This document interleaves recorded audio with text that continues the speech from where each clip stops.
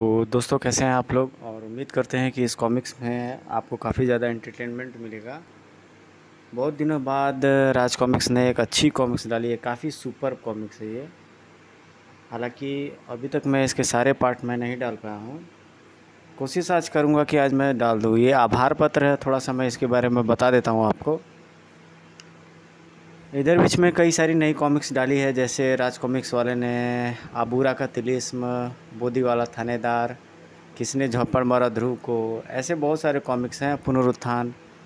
अब जो है कि मल्टी स्टारर कॉमिक्स राज कॉमिक्स ज़्यादा दार है बदलते ट्रेंड के हिसाब से। आई थिंक कि ये लोग थोड़ा सा जो डीसी कॉमिक्स है, डीसी या मार्वल कॉमिक्स, उसको फॉलो कर रहा है।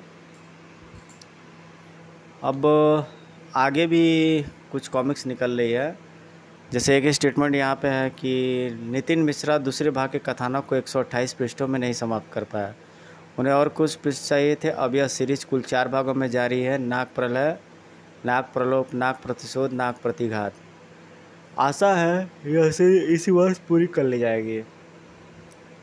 और इस लेटर में कुछ खास नहीं है। चलिए अब स्टोरी की तरफ लेके चलते हैं। बहुत दिनों बाद कुछ ऐसी स्टोरी देखने को मिली है जो अच्छी हो। तो तौसी इसमें बहुत सालों बाद लौटे हैं। आई थिंक कि 30 साल के बाद, शायद 25 या 30 साल के बाद तौसी को हम दोबारा देख रहे हैं कॉमिक्स इंडस्ट्री में, जो कि देखना काफ़ी सुखद है, काफ़ी ज़्यादा बेहतरीन है, एंटरटेनिंग है। तो बिल्कुल शुरुआत का सीन होता है और ये तौसी अप्सरा के साथ बैठे हुए रहते हैं और ये उनके कुछ अंतरंग क्षण रहते हैं जो अप्सरा के साथ वो बैठे रहते हैं। इससे पहले जो वॉइस मोड में है, मैं स्टोरी को डाल चुका हूँ, इसलिए थोड़ी सी मैं आपको फास्ट स्टोरी को सुनाऊंगा। आप अच्छा लगेगा आपको। ये ऐसा सीरीज़ रहता है कि जो पहले की जो स्टोरी है उसको बताना ज़्यादा ज़रूरी रहता है। और जो अभी जो स्टोरी निकल रही है उसका इसके साथ कुछ ना कुछ कनेक्शन है कि अप्सरा का अपहरण कैसे होता है। तौसी यहाँ पे सी बीच पे रहते हैं और मिलन यामिनी शायद कुछ मास रहता है। और ये देखिए, ये इच्छाधारी ये स्नेक्स हैं दोनों, तौसी और अप्सरा। तभी यहाँ पे एक कोई राक्षस टाइप कहा जाता है। पिक्चराइजेशन इसमें कमाल का है, सुपर्ब। ऐसा राज कॉमिक्स में अभी तक दिखा नहीं, काफ़ी बेहतरीन। तो इस बार दिखाई दिया है और इस सीरीज़ को काफ़ी ज़्यादा लोकप्रियता प्राप्त हो रही है, खास करके फेसबुक, इंस्टाग्राम और कई जगह सोशल मीडिया पर भी इसकी बात हो रही है। आप उस प्लेटफॉर्म पर भी आप हमें देख सकते हैं, सोशल मीडिया पर भी। हमारा ये गाइस प्रयास है कि जो हमारा जो हिंदुस्तानी कॉमिक्स जो कल्चर था वो अभी तक जीवित रहे। एक दो बार मैंने ट्राई किया था फॉरेन की कॉमिक्स बनाने का, लेकिन वो ज़्यादा सक्सेसफुल हुई नहीं। तो डायरेक्ट ये देखिए, ये जो भी क्रीचर रहता है वो बार बार तौसी के हराने के बावजूद भी बार बार जीवित हो जाता है। तो तौसी इरिटेट हो जाता है इससे। हे महादेव, यह मर कर जीवित कैसे हो गया? मैंने इसकी मौत पर पहले ही संवेदना व्यक्त कर दी थी, अब यह जीवित नहीं हो पाएगा। शानदार सीन। एक ही कराटे चॉप में इसकी गर्दन उड़ा देता है तौसी। तुम पाइथन की शक्तियाँ देखकर हैरान हो। मेरा महानतम हथियार जिस दिन अपनी सभी शक्तियों को जागृत कर लेगा, उसके स्तर की तुम कल्पना भी नहीं कर सकते हो। अब इसके बाद क्या है महानतम हथियार, ये तो आने वाली सीरीज में पता चलेगा। फिर भी तौसी इसे डिफीट कर देता है, क्योंकि तौसी एक इच्छाधारी सर्प है। टाइगर में बदलता है और काफ़ी अच्छा पिक्चराइजेशन किया गया यहाँ पे। टाइगर में बदलता है, फिर उसके बाद से चिड़िया में बदलता है और उसके बाद से इसे बिल्कुल ख़त्म ही कर देता है। पाइथन के विकराल जबड़े यकीनन तौसी को अपना ग्रास बना लेते, यदि वह तौसी ना होता तो। अगले आगे क्षण में चीता कब पक्षी में और पक्षी तौसी में परिवर्तित हुआ, यह पाइथन ना समझ पाया।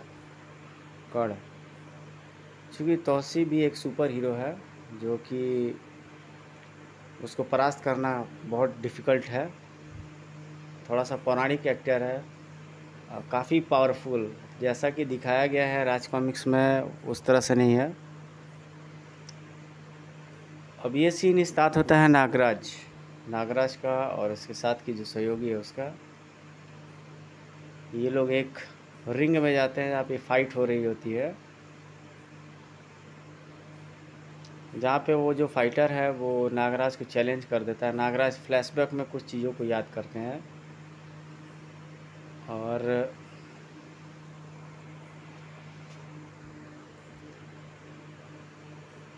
रहस्य के सभी सूत्रधार नज़रों से ओझल हो चुके थे। वह पायरेट शिप भी ओझल हो गया जो तुम्हारे पीछे पड़ा था ग्रेस। शायद उन्हें एहसास हो गया कि वह तुमसे पार नहीं पा सकते नागराज। और महानगर ये जाते हैं, महानगर में कैसीनो में जाकर के नागराज की फ़ाइट के लिए चैलेंज कर देता है एक फाइटर स्नेकी जिसका नाम रहता है। और स्नेकी जो है, I challenge you I challenge you for a fight. Sneaky और नागराज का जो है डुअल होता है, जिसमें नागराज तो फिर भी नागराज है और नागराज को हराना काफ़ी इम्पॉसिबल है। और ये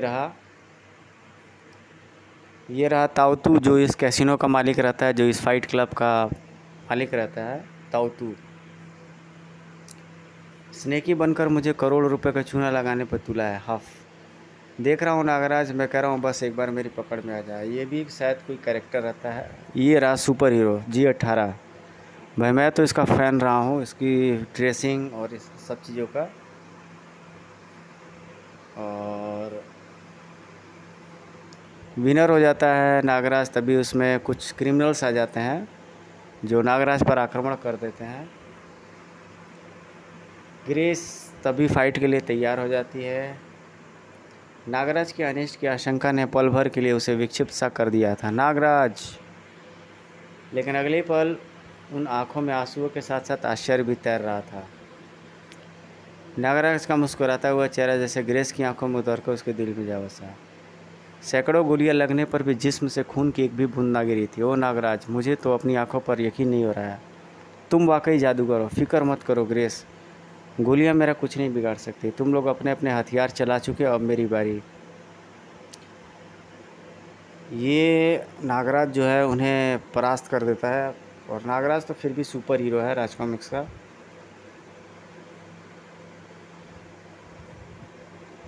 तू बहुत ख़तरनाक फाइटर है लड़के, इस बार तुझे तेरे पैंतरे को चलाने का कोई मौका नहीं देगा। नागराज का भी काफ़ी ज़्यादा इस बार अच्छा ख्याल रखा गया है और अच्छी ड्रेस बनाई गई है नागराज की। कुछ समय पूर्व तहसील दी पकड़ ध्वज की पकड़ से उसकी दुश्मन उसकी इच्छा के बिना आज़ाद नहीं हो सकता। और मेरी यह इच्छा है कि मैं तेरी पकड़ से तेरी आत्मा तेरे शरीर से आज़ाद हो। अब मुझे अपनी अप्सरा की तलाश करनी होगी। अप्सरा का अपहरण करने वालों को जीवित ना छोड़ेगी तो उसे यह कार्य आसान ना होगा मित्र। ओह, एक और इच्छाधारी नाग यह स्नेकी का रूप धरे हुए था, पर क्यों? मित्र जुगनू और एक इंटरेस्टिंग कैरेक्टर तुलसी कॉमिक्स का सुपर्ब जुगनू का जो कैरेक्टर है वो मुझे बेहद पसंद है। काफ़ी कॉमेडियन है, लेकिन इस बार उसने कोई कॉमेडी नहीं की है तौसी के साथ। जुगनू, क्या तुमने मेरी मित्र अप्सरा या उसका अपहरण करने वाले को देखा? नहीं तौसी, पर मैंने एक बहुत ही अजीब चीज़ देखी जिसका अप्सरा के अपहरण से ज़रूर कोई वास्ता है।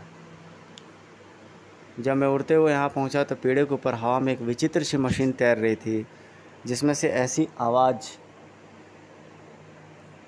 निकल रही थी जिससे लोग आपस में बात कर रहे थे। ड्रोन टेस्ट साइट पर वापस बुला लो। अगर आशिक का इस सच्चा है तो अपनी अपहरित अप्सरा को ढूंढते हुए खुद हम तक पहुंच जाएगा। अरे, यह इतनी छोटी सी मशीन में कौन घुस बैठा है और यह अप्सरा के अपहरण की बात क्यों कर रहा है? मैंने वो उड़न मशीन खोलने की कोशिश की। ओह, इसमें तो तीव्र विद्युत प्रवाह है। कोई ड्रेन से छेड़छाड़ की कोशिश कर रहा है। वह मशीन द्रुत गति से उड़ते हुए वहाँ से भागने लगी।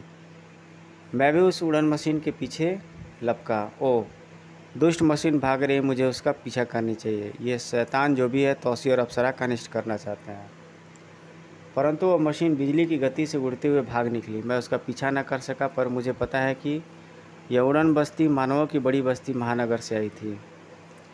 यानी अप्सरा का अपहरण करने वाले शैतान महानगर नामक बस्ती से आए थे। अवश्य ही वो मेरी अप्सरा को वहीं ले गए हैं। इतना ही नहीं तौसी, कुछ और भी है। और क्या? मुझे पीछे पीछे आता देख उस उड़न मशीन से तेज़ बिजली कौंधी, जो बादलों को चीर कर सीधे ऊपर आसमान में चली गई। उसके बाद फ़ौरन काले बादल भीड़ आए और यह ज़ोरदार वर्षा होने लगी। वह शैतान मौसम को वश में कर सकते हैं।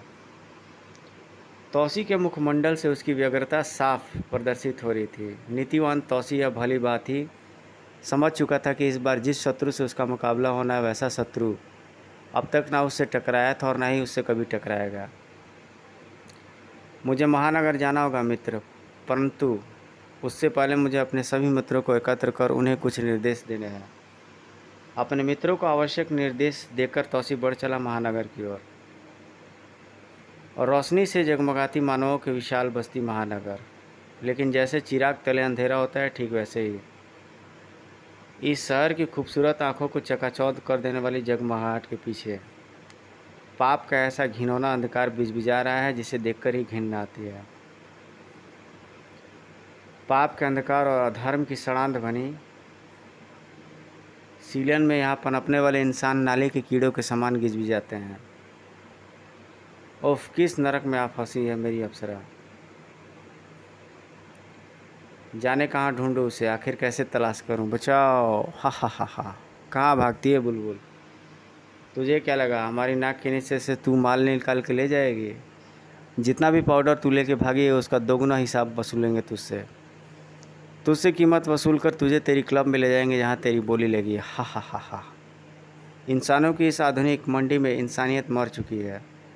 मेरा जी कर रहा है कि पाप की इस पूरी लंका को जलाकर खाक कर दूं, लेकिन पहले मुझे उस रावण तक पहुंचना है जो मेरी सीता को हर ले गया है। और उस रावण तक पहुंचने का रास्ता ऐसे ही इंसानियत की सड़ती हुई लाश पर गिजबिजाते अपराध के रीढ़ विहीन पिस्सुओं को कुचलकर पार करना होगा। छोड़ दो लड़की को। कसाई जब मुर्गी हलाल करता है तब भला कोई बचाने आता है? ओ भाई, ये ना कोई सिनेमा है ना कोई तू हीरो। अकेली अबला नारी को बचाने के लिए गुंडों की फौज से अकेले नहीं बटलेगा। जानता हूँ मैं इस कहानी का हीरो नहीं, विलेन हूँ। धाड़, जो अपने इंतकाम की आग को जलाकर खाक चलने चला है। लेकिन विलेन के भी उसूल और आदर्श होते हैं। एक महानायक की तरह महाखलनायक भी वीर और पराक्रमी होता है, क्योंकि नायक हो या खलनायक, दोनों ही एक स्त्री के गर्भ से जन्म लेते हैं। और जो उस जननी के सम्मान पर हाथ डाले, उसकी गणना पिस्सू से भी निम्न है। बच्चा और कीड़ों की जान लेना पाप की श्रेणी में नहीं आता। कच्च ठहरो, मेरी ज़िंदगी और असमत बचाने वाले का नाम तो बताते जाओ। इस शहर रूपी अंधेरे जंगल में या तो भूखे खूंखार भेड़िए बसते हैं, जिन्हें सिर्फ बोटियों की फूंक और खून की प्यास है, या फिर वे जो निरीह जो उन भेड़ियों का शिकार बनते हैं। जंगल में जब अनुशासन ना हो तो झुंड में शिकार करने वाले कुत्ते ऐसे ही उत्पात मचाते हैं। इसलिए जंगल में शेर का होना अनिवार्य है। अब तौसी आ गया है, जंगल के जानवरों को अनुशासन का पाठ अच्छे से पढ़ा कर जाएगा। यह क्या कर रही हो? आज तुम मेरे लिए वैसे ही आए हो भैया, जैसे कभी द्रौपदी की गुहार पर श्री कृष्ण आए थे। यह बहन सदा तुम्हारी ऋणी रहेगी। मैं अपने जीवन के एकमात्र रिश्ते को बचाने आया था, तकदीर ने एक नया रिश्ता जोड़ दिया। भाई का कभी बहन पर ऋण नहीं होता। पगली, यह गुंडे तुम्हारे पीछे क्यों पड़े हुए थे? मेरा नाम शौर्य है, मैं एक इंटर्न क्राइम जर्नलिस्ट हूँ, और आजकल महानगर में भी तूफान मचाए हुए नए ड्रग्स वेन मोरस पर स्टोरी कर रही हूँ। मेरी इन्वेस्टिगेशन से मुझे पक्के सबूत मिले कि वेन मोरस वास्तव में संसार के सबसे जहरीले सांपों को जहर और उनकी राख के पाउडर से बनाया जाता है। यह ड्रग्स किसी भी आम ड्रग्स के मुकाबले कई हजार गुना तेज नशा और उन्माद देता है। इसकी चुटकी भर डोज लेने वाला भी घंटे इसके नशे के उन्माद में रहता है। यही कारण है कि महानगर का युवा वर्ग आज पूरी तरीके से इसकी चपेट में है। लेकिन अधिक मात्रा में और लंबे समय तक इसका सेवन करने से कोढ़ होकर शरीर गलने लगता है। सांपों के विष से बनाया हुआ जहर, क्या तुम मुझे यह पाउडर दिखा सकती हो? क्यों नहीं। मेरी नज़रें धोखा नहीं खा सकती। यह साधारण सर्प नहीं बल्कि इच्छाधारी सर्प की भस्म है। तो क्या इसलिए अपहरित किया गया है मेरी अप्सरा को? यह पाउडर तुम्हें कहाँ से मिला? महानगर की सबसे बदनाम नाइट क्लब स्नूकर बॉल से। यह पूरे महानगर में वेनमोरस वहीं से डिस्ट्रीब्यूट होता है। मैं वहाँ क्लाइंट बनकर आई थी और चुपके से पाउडर सैंपल लेकर खिसक रही थी जब इन गुंडों की नज़र मुझ पर पड़ी। शायद किस्मत ने शौर्या को जरिया बनाकर भेजा था मुझे यहाँ तक पहुँचाने के लिए। अश्लील नृत्य करती लड़कियाँ, नशे में झूमते युवा, यह जगह किसी नरक से कम नहीं दिखती। क्या मांगता है? तेरा बॉस मांगता है जो मुझे उस जगह का पता बताएगा जहाँ से वेनमोरस सप्लाई होता है। जैसा कि उम्मीद थी मुझे, अगले आधे मिनट में नाइट क्लब खाली हो गया। अब यहाँ सिर्फ शिकारी और शिकार बचे हुए हैं। कौन है बे तू? पुलिस का कुत्ता है या सीबीआई का? लगता है बचपन में तेरी कक्षा में तुझे शेर और कुत्ते का फ़र्क नहीं सिखाया। कोई बात नहीं, अब तेरा बाप तुझे ये फ़र्क बहुत अच्छे से समझा देगा। ये देख, गली के कुत्ते जब जंगल के शेर से टकराते हैं तो क्या अंजाम होता है। इस शेर को उसके आखिरी अंजाम तक मेरी शेरनियाँ पहुँचाएंगी। छोड़ना मत गर्ल्स। हाइया।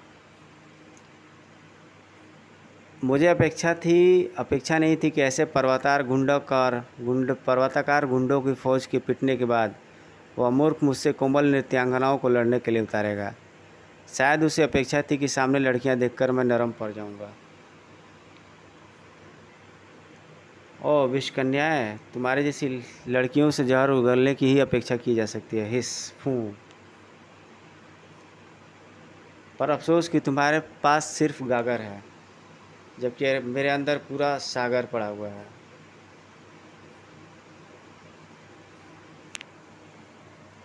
मेरी रोगों में दौड़ते प्राकृतिक तीव्र विष को पचा पाना तुम अप्राकृतिक विषकन्याओं के बस की बात नहीं है। आह, ये क्या हुआ? मेरी विषकन्याएं मोम की तरफ पिघल रही, जबकि तू बिल्कुल सही सलामत है। तेरा भी यही असर होगा अगर तूने फ़ौरन न बताया कि वेनमोरस का सप्लाई कहाँ से आता है। महानगर के बाहर एक बंद उजाड़ फैक्ट्री है जो हर हफ्ते शनिवार को निर्धारित समय पर वहाँ से वेनमोरस लोड होकर हमारे पास आ जाता है। इसके अलावा मैं कुछ भी नहीं जानता। मेरे बाप, अब जाने दे मुझे। क्लब के बॉस की आवाज़ में इतनी करुण वेदना थी कि मैं उसकी विनती अस्वीकार न कर पाया। मैंने उसको जाने दिया इस दुनिया से हमेशा हमेशा के लिए। बड़ूम। फैक्ट्री में तैनात सुरक्षा कर्मियों को देखते ही मैं समझ गया कि मेरी तलाश मुझे सही से जगह पर ले आई है। उस स्थान को लंका में बदल दिया मैंने। रहा सा संदेह अपने पुराने चिर शत्रुओं को देखकर दूर हो गया। यकीनन मेरी अप्सरा यहीं कहीं थी।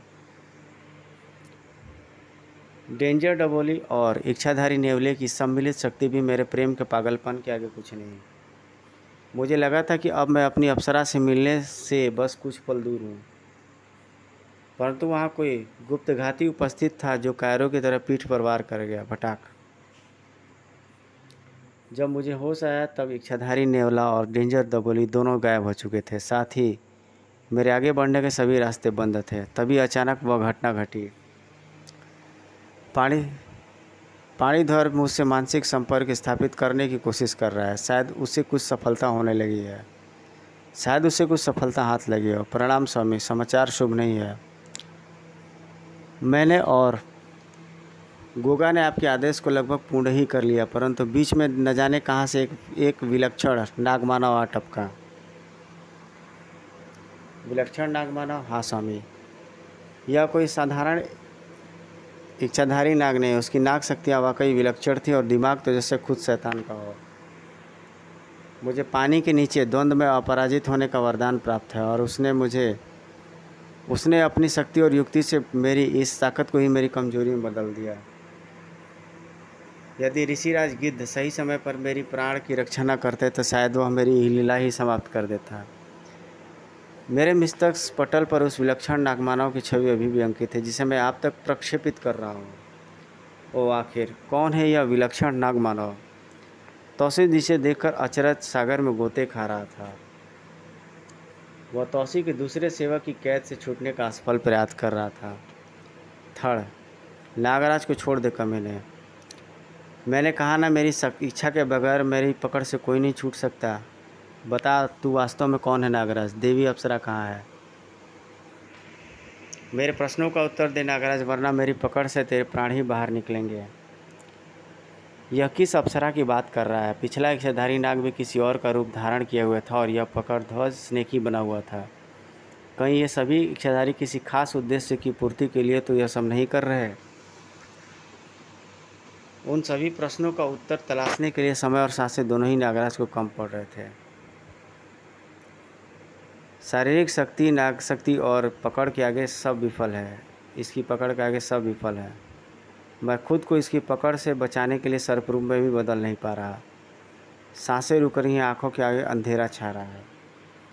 लेकिन हार ना नागराज ने मानी, ना ही उसके मददगार ने। अपनी बकवास, पकड़ वाली बकवास एक बार और भी दोहराने की कोशिश की तो भेजा उड़ा दूंगी।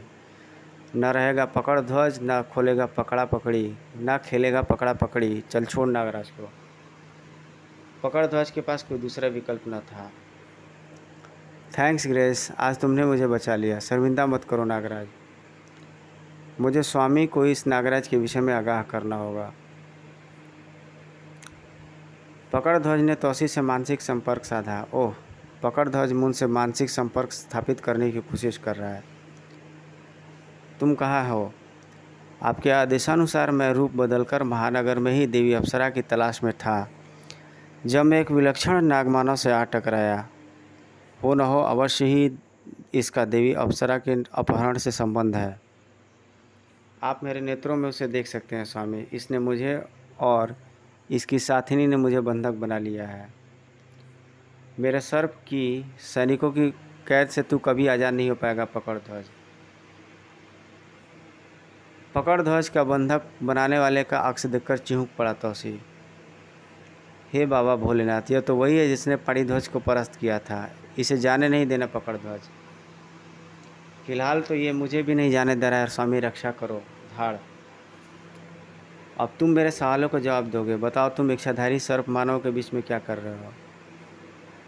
बहुत ढीठ है या मार खाकर भी मुंह नहीं खोल रहा है।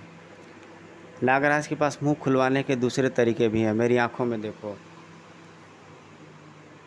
नागराज ने पकड़ध्वज को लगभग अपने वश में कर लिया था। अब तुम मेरे वश में हो। जैसा कहोगे, जैसा मैं कहूँगा तुम वैसा ही करोगे।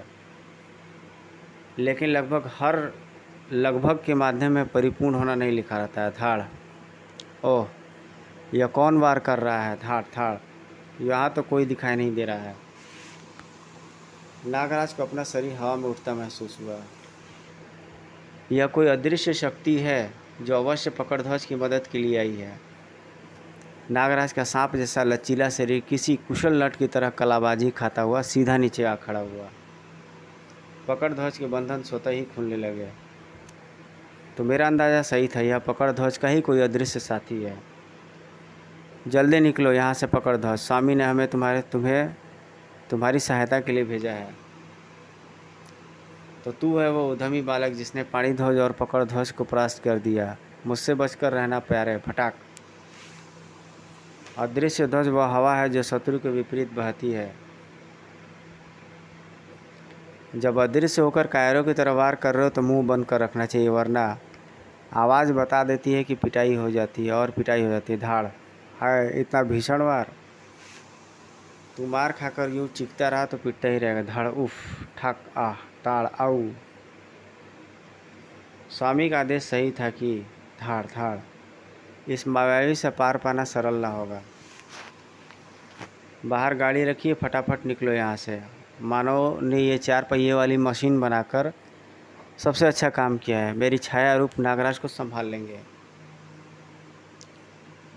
त्रिध्वज पर शत्रु के वार बेअसर होते हैं बच्चे। मेरी वार इन दोनों के आर पार निकल रहे हैं या वास्तविक प्राणी न होकर छाया मात्र है, लेकिन इनके वार मुझ पर असर कर रहे हैं। इसके साथ ही भाग रहे हैं नागराज। तुम उनके पीछे जाओ ग्रेस, मैं इस मुसीबत से निपट कर आता हूँ। त्रिध्वज के छाया रूपों से त्रस्त नागराज का ध्यान दीवार पे चिपके उस कीड़े पर बिल्कुल नहीं था। ये तो सरासर चीटिंग है। नागराज अकेला है जबकि तौसी एक एक करके अपने झंडे निकाल रहा है। इसमें चीटिंग की क्या बात है? तौसी की ध्वज शक्तियाँ उसकी शक्तियों का ही विस्तार है। यह नागराज की बदकिस्मती है कि ऐसी कोई उसके पास शक्ति नहीं है, क्योंकि नागराज को ऐसी किसी शक्ति की ज़रूरत नहीं है। वह अकेला ही अपनी नाग शक्तियों के साथ ही परिपूर्ण है। उसने कितनी आसानी से पाणिध्वज और पकड़ ध्वज को हरा दिया था। बाकी शक्तियों का भी यही हाल होगा, तौसी समेत। ओह, तो तुम लुच्चे लफेंगे मेरे लिए ही घात लगाए हुए थे। देख क्या आ रहा है पकड़ू, लपेट ले लपक के। कन्या खुद ही पीछे पीछे चली आई। वाह, गाड़ी में डालो इसे फटाफट। पकड़ ध्वज के पीछे अकेले से ही जाकर ग्रेस ने गलती कर दी थी, जिसका एहसास उसे थोड़ी देर हुआ। देखिए मैडम, तमाश से बात करिए। हम इज्जतदार नाग हैं, हमारे लिए ऐसे अपशब्द प्रयोग करना आपको शोभा नहीं देता। वैसे भी आपकी जानकारी के लिए बता दूं कि हम सभी ध्वज एक दूसरे से मानसिक संपर्क द्वारा जुड़े हुए हैं। पाणिध्वज और गोगा के हाथों समुद्र में तो तुम बच गई और इस नागराज को लेकर यहाँ तक आ पहुँची, लेकिन ये मत समझना कि तुम्हारे असली इरादों से हम अनजान हैं। तो वे समुद्री पायरेट्स तुम्हारे ही साथी थे? हर गतिविधि और संवाद पर नज़र रख रही थी मूर्ति में से कालचक्र के माथे पर चिंता की सिलवटें पड़ रही थी। हर बीतते पल के साथ मामला और उलझता चला जा रहा है। इससे पहले कि नागमणि और फैंटेसी को मेरे असली इरादे पर कोई शक हो, मुझे कुछ करना होगा। मुझे उससे मानसिक संपर्क साधना पड़ेगा। ओह, दोनों छाया रूप गायब हो गए, यानी इनकी चाल थी मुझे रोकने की। ग्रेस, ओह नागराज! वह ग्रेस को किडनैप करके अपने मालिक के पास ले जा रहा है ताकि मैं उसे छुड़ाने इनके पास आऊँ। बस अब गला मत फाड़ लड़की, उसने सुन लिया है। बड़ी आई थी मेरा भेजा उड़ाने वाली। जी चाहता है कि तेरे नरम मुलायम हाथ पर अपने पकड़ में मसल कर चटनी बना दूँ तेरी। बकबक बंद करो, मुझे यह डिब्बा चलाने दो। बारिश से वैसे भी रास्ता देखना मुश्किल हो रहा है। ज़रा देखो वह नागमानव पीछे आ रहा है क्या। मुझे यह सोचकर अभी से हंसी आ रही है कि नागराज तुम्हारा क्या हाल करेगा। हे महादेव, यह विलक्षण नागमानव है या विलक्षण नागदानव। ऊंची इमारतों पर सर्प की बनी रस्सी से झूलते हुए हमारे पीछे आ रहा है। मुझे अपने पीछे लाने की अच्छी चाल चली है। वह जहाँ भी जा रहा है वहाँ मेरे स्वागत की तैयारी पहले से ही कर ली गई होगी। तेज़ बरसात और फिसलन की वजह से मेरे सर्प सैनिकों को इमारतों पर ग्रिप बनाने में मुश्किल हो रही है। उस पर ये लोग गाड़ी बेहताशा दौड़ा रहे हैं, जिससे बड़ा एक्सीडेंट हो सकता है। हफ, अबे पकड़ ध्वज, बहुत हुआ सामान, लड़की को पकड़। हफ, क्या क्या पकड़ूं? हाथ पकड़े तो यह सिर और टांगों से मार रही है। छोड़ मुझे कमीने, काले करैत, काले नाग कहीं के, गदा, हटा अपने गंदे हाथ मुझ पर। ठाक, त्रिध्वज के बच्चे सामने देख। धाड़, लग गए जेक, भागो जान बचाओ, ट्रक गिरने वाला है। बाहर आओ मेरे जाबाज सैनिकों, इनमें से एक भी गाड़ी सड़क पर न गिरने पाए। कौन है? इसकी कलाइयों से तो सांपों की रस्सी निकलती है। नया सुपर हीरो लगता है और कितना डैशिंग और हैंडसम है। अब आएगा मजा। Ten ten ten.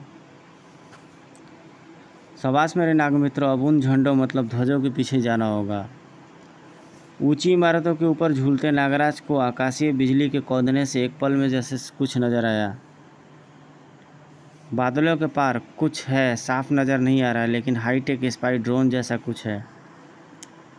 कोई है जो हर घटना पर नज़र रखे हुए है। ये सब कुछ किसी बड़ी प्लानिंग का हिस्सा है, लेकिन पहले ग्रेस को बचाना ज़्यादा ज़रूरी है। यह मरदूत तो आकर सिर पर सवार हो गया है, इसे मैं देखता हूँ। तुम दोनों नमूने दोबारा आ गए। तेरी कुटाई पीछे अधूरी छूट गई। लड़ने आए हो, चुपचाप लड़ाई करो, घिसे पीटे डायलॉग्स नहीं।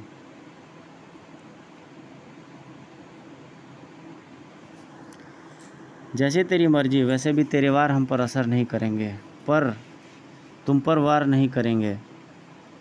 इस पर करेंगे। तुम छाया रूप को कंट्रोल यही करता है ना। धाड़ अंदर लड़की मार रही, ऊपर से ये हरा हरजाई कूट रहा है। स्वामी कहाँ फंसा दिया ये।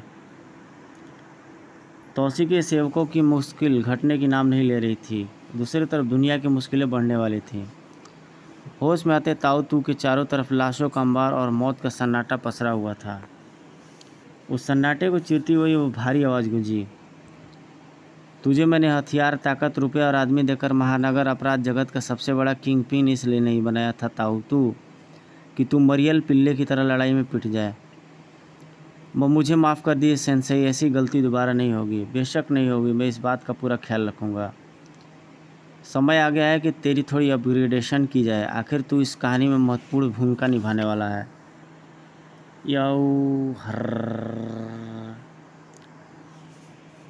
आयनाइजिंग रेडिएशन के प्रभाव से तेरे शरीर में हो रहे जेनेटिक म्यूटेशन का आदि तेरा शरीर थोड़ी ही देर में हो जाएगा। महानगर के हर छोटे बड़े गैंग को इकट्ठा कर महायुद्ध की शुरुआत होने वाला है। मेरी आर्मी भी तेरे साथ होगी, लेकिन तुझे सबसे पहले कहीं पहुंचना है।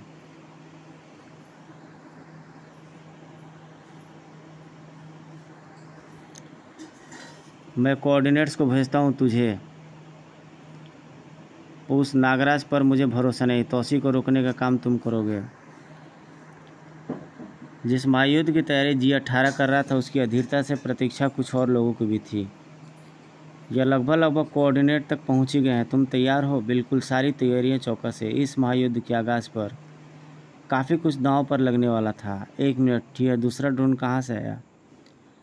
पता नहीं है, तो हमारे ड्रोन पर अटैक कर रहा है। जवाबी हमला करो, नष्ट कर दो इसे। स्पाई ड्रोन्स, यानी मेरी थ्योरी सही थी। यहाँ 2 अलग अलग ड्रोन्स एक दूसरे से लड़ रहे हैं, यानी इस खेल में 2 पार्टियाँ इन्वॉल्व हैं। कुछ पलों में ध्यान बंटना नागराज को महंगा पड़ा। उफ। तौसी के सेवकों ने नागराज से पीछा छुड़ाया। हा। आखिर उससे पीछा छुड़ा ही लिया।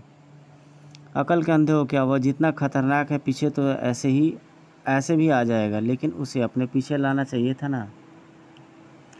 और उस पर निगरानी करते ड्रोन ने आक्रमणकारी ड्रोन से, लेकिन उसे अभी ना रोकते तो वह हमें स्वामी तक पहुंचने के पहले ही रोक देता। उसकी यह साथी हमारे कब्जे में रहेगी तो स्वामी इसके बदले अप्सरा का पता उससे उगलवा लेंगे। समझ गया?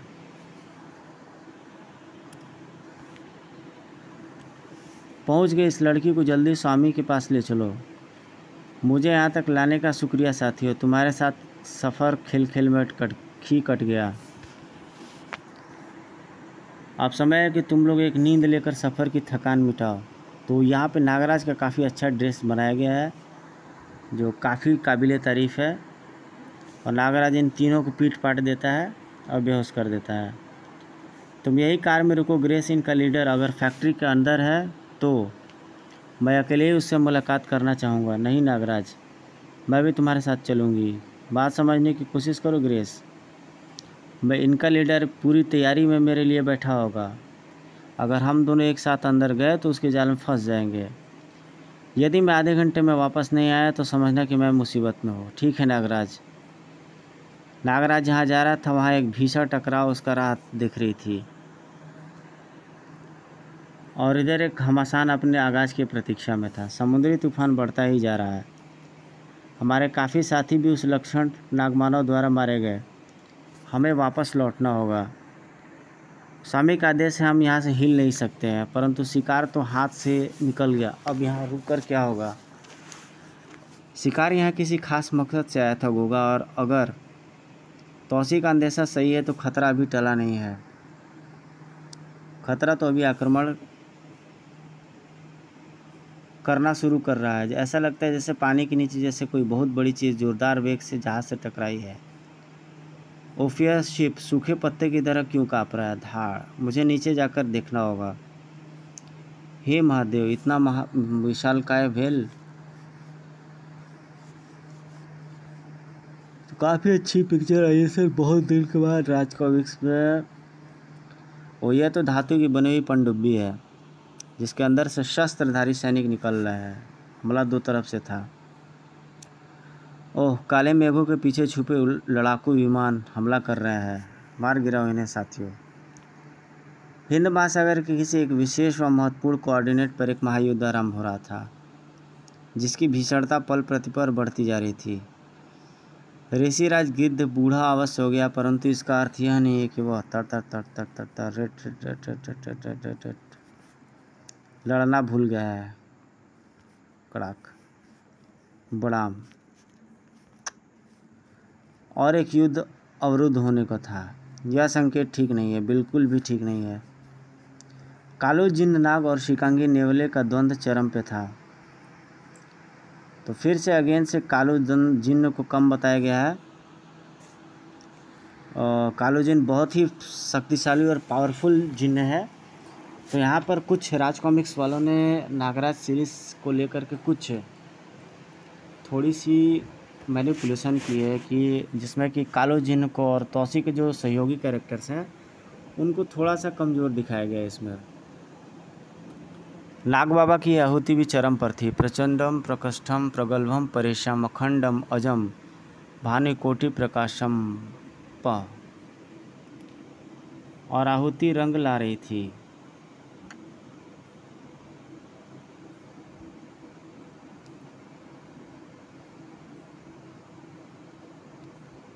तो ये पिरामिड की स्टोरी लग रहा है और देखते हैं इसके बाद क्या होता है। ये स्टोरी यहीं पर हो जाती है।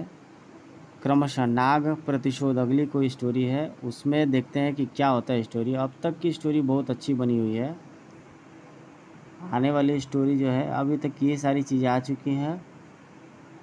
टिक वाले जो कॉमिक्स आ चुके हैं उसके बाद आने वाले हैं।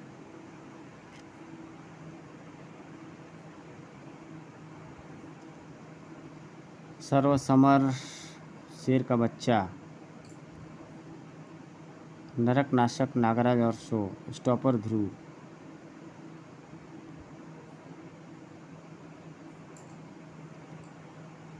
और ये तौसी के सीरीज़ की ये एक बेहतरीन आर्ट दिखाई गई है इसमें। अप्सरा की तलाश में भटकते इच्छाधारी नाग तौसी और तौसी को तलाश करते नागराज की एक दूसरे से टकराव की पृष्ठभूमि तैयार करती एक रक्त रंजित बृहद कथा। काफ़ी अच्छी बन पड़ी है ये सीरीज। कहीं कहीं थोड़ा बहुत तौसी को बताया गया है पावरफुल। उम्मीद है कि शायद तौसी और नागराज का शायद टकराव नहीं हो। और इसका रेट है जो वो 300 रुपये है इस कॉमिक्स का। तो रेट चूँकि काफ़ी बढ़ चुके हैं और कॉमिक्स पब्लिश करना ये सबके बस की बात नहीं रह गई है। ये संजय गुप्ता इसके मेन जो हैं ओरिएंटर। चलिए, आपको स्टोरी कैसी लगी कमेंट करके ज़रूर बताइएगा। मिलते हैं आपसे नेक्स्ट वीडियो में। Till then take care, good bye, जय हिंद।